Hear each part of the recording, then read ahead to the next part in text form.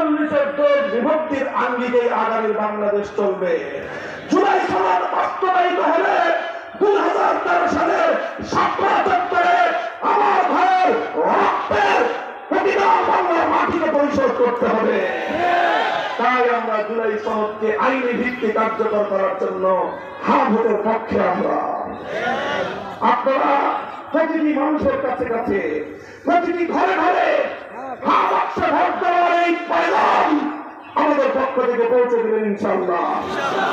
সেই সঙ্গে সংগ্রামী সাথী ও বন্ধুগণ, অতীতে ক্ষমতার পালাবদল হয়েছে অনেক।